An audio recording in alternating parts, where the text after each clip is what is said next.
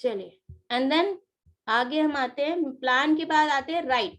Plan बनाने के बाद हमको ये लिखना होता है कि हम पहले ये भी देखना है हमारी जो ऑडियंस है जिसके लिए हम लिख रहे हैं। प्लान डेवलप करने के बाद हमें ये देखना है देन कि हम किस लेवल की ऑडियंस के लिख रहे हैं, प्रोफेशनल लेवल की लिख रहे हैं या इन्वेस्टर्स के लिए लिख रहे हैं। तो we need to maintain that kind of language in our writing so that they would understand in some in some of the words they can conclude the meaning of the letter, right? तो otherwise क्या होगा, हम इधर उधर की बातें करने रहेंगे, पॉइंट पे कोई बात ही नहीं आएगी। जैसे कि अभी मैंने आपको एग्जांपल दिया था शार्क टैंक का, उसमें आप देखना को ज्यादा कभी भी देखना ज्यादा प्रोलॉन्ग वो नहीं दिखाते, किसी भी डिस्कशन को ज्यादा खींचते नहीं है वो, इसी वजह से क्योंकि उनको मालूम है उनको सीधे किसकी बात करनी है, राइट? सीधे एक बार बैकग्राउंड पूछा, एक बार इस प्रोडक्ट में कैसे है, ये प्रोडक्ट क्या करता है, एंड देन सीधे फिगर्स पे आ जाते हैं। थोड़ा सा फिगर्स पे बात करेंगे, आपकी पिछले महीने की सेल्स कितनी थी। इट इज ऑल अबाउट कि we need to be professional in that.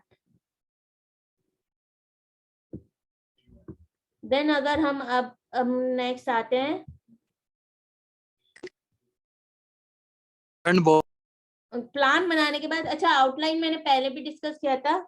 जब हमने ये प्लान बना लिया, हमें ये इस तरह का फंड रेज करना है या इसमें क्या क्या इंक्लूड करना है, तो उसमें से पॉइंट्स निकाल लेते हैं हम।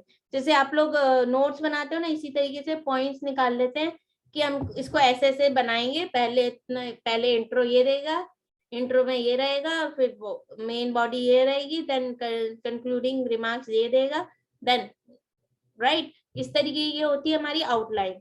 और राइटिंग करते वक्त जब हम लिखना स्टार्ट करते हैं, we need to be alert regarding the tone. We need मतलब ना हमें ज्यादा हार्श होना है ना ज्यादा सॉफ्ट पढ़ना है, we need to be normal neutral tone में बात करनी है, पोलाइट रिक्वेस्ट करनी है। मतलब इट इज लाइक हमको उनको सटायर नहीं करना, हमको कभी उनको नीचा नहीं दिखाना, और अगर ना भी दे तो भी वेलकम है, दे तो भी वेलकम है, but we need to be polite in all the cases. So हमें कभी भी रीडर को इंसल्ट नहीं करना, तो हमारी टोन जो है हार्श नहीं होनी चाहिए।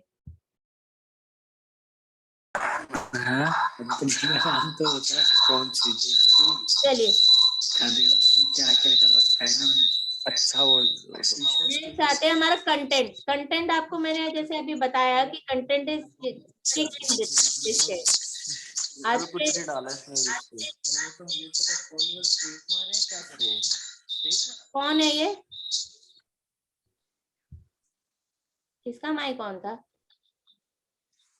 मैम शिवम कोई था मैम। मेरे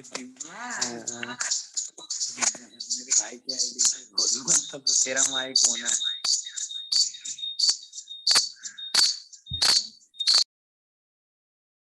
चलिए, कंटेंट मीन्स ये होता है कि हमारा अगर कंटेंट अच्छा होगा तो एवरीवन वुड मतलब टेक इंटरेस्ट। कंटेंट को इंटरेस्टिंग बनाने के लिए वी नीड टू मतलब कहते हैं ना, रिसर्च बहुत अच्छी स्ट्रांग होनी चाहिए। जैसे कि मैंने आपको एग्जांपल के लिए मैं आपको फिर से शार्क टैंक का ही दूंगी कि कई लोग अपने प्रोडक्ट को ही अच्छे से प्रेजेंट नहीं कर पाए। क्यों? क्योंकि देवर मतलब वो अपने कंटेंट पे वीक थे, उन्होंने खुद ने काम नहीं किया था, या समवॉट उन्होंने सुपरफिशियल इंफॉर्मेशन लेके आ गए।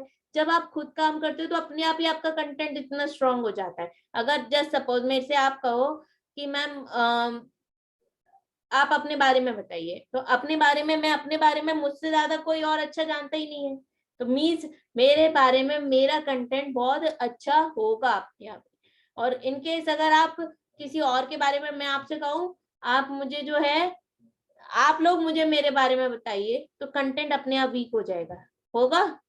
क्योंकि आप लोग मुझसे कितनी देर मिलते हो, सिर्फ ज्यादा 1-2 घंटे के लिए, जब सेशन हो रहा होता है उसमें भी सेशन की बातें हो रही होती है, राइट? तो this is what the difference की कंटेंट पे वर्क बहुत अच्छा चाहिए, then only you can give the exclusive and remarkable content which will attract the fundraiser, right? Investor को अट्रैक्ट करना है तो आपका कंटेंट बहुत स्ट्रांग होना चाहिए। यहाँ पे मैंने एक चीज देखी कि कंटेंट आज की डेट में जो अभी ट्रेंड चल रहा है पिछले 3 साल से, उसमें कंटेंट इज किंग। चाहे वो आपका सोशल मीडिया का कंटेंट हो, चाहे आपका वेबसाइट पे ब्लॉग्स डले हो, चाहे आपका रिसर्च आर्टिकल हो, एवरीवेयर कंटेंट इज हीरो। तो इट मैटर्स, मतलब आप, मैं ये डिटेलिंग और लेटर के सेंस से भी अलग हट के बता रही हूँ कि कंटेंट आज की डेट में बहुत इंपॉर्टेंट है, चाहे वो आपके थॉट्स से निकल गया है, चाहे वो आपकी प्रीवियस एक्सपीरियंस के बेस पे हो, देन कंटेंट मैटर्स। चलिए अब हम आते हैं आगे। कंटेंट के बाद आता है लास्ट हमारा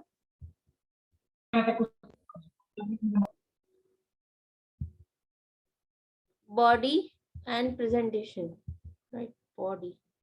अब उसके बाद अगर हम पे कंटेंट अच्छा है तो हमको उसको डिजाइन भी अच्छे से लिखना भी, कंटेंट तो कई बार अच्छा होता है लेकिन हम उसको प्रेजेंट अच्छे से नहीं करते, तो उस केस में भी थोड़ा सा फेल होने के चांसेस होते हैं कि हम जो पर्पस करना चाह रहे हैं, जिस काम के लिए हम काम करना चाह रहे हैं, वो हल नहीं होता।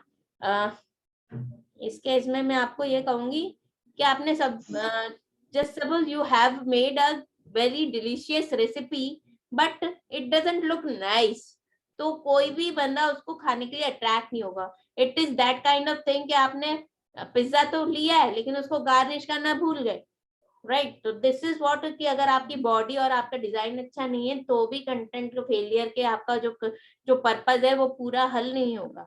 तो इसलिए भी मैम बोलो, कौन बोल रहा था? जब स्पीच देते हैं बॉडी लैंग्वेज बहुत अच्छी होनी चाहिए ताकि दूसरे जने अट्रैक्ट हो। हाँ, ये बात भी देखो, जब हम कम्युनिकेशन की बात आते हैं, मैं तो आज की मतलब मैं being a management student, I was focusing on the body language and everything, but now as the content is king, तो जैसे कि आपने देखा आज की डेट में सब जगह कंटेंट रिवॉल्यूशन आया हुआ है।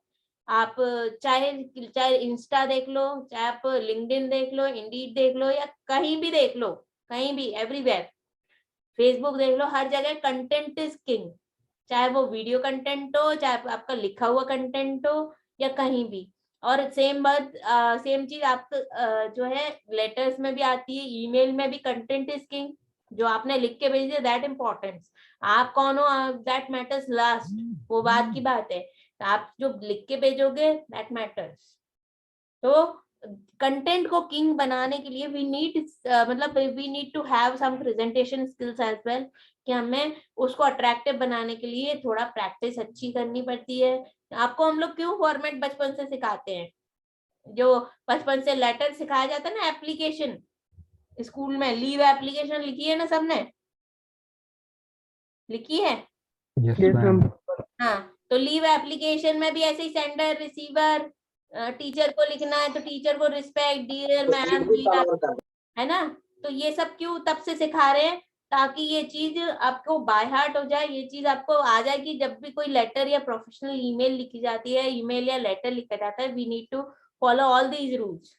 और अब तो अभी तक वो था कि सिर्फ हमारे टाइम तक सिर्फ एप्लीकेशन चल रही थी।